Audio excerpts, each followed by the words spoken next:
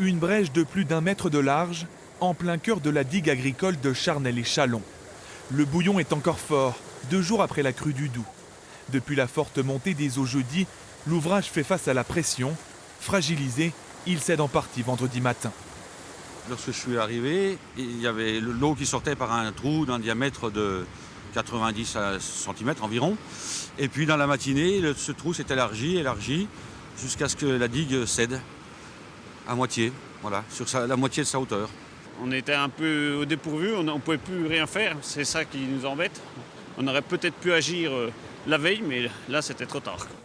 Côté village, ce champ de colza est alors rapidement submergé par les eaux.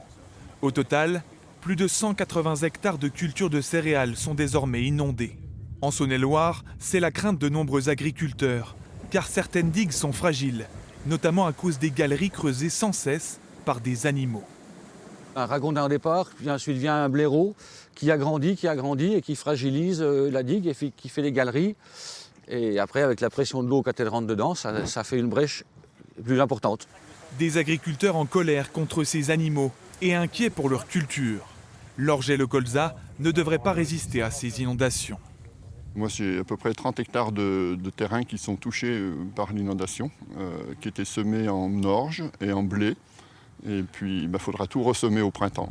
Au moins 3 semaines seront nécessaires pour que toute l'eau de ce casier se retire. La décrue a démarré lentement, mais la vigilance reste importante. Ce soir, le Doubs est toujours en alerte jaune, crue et inondation.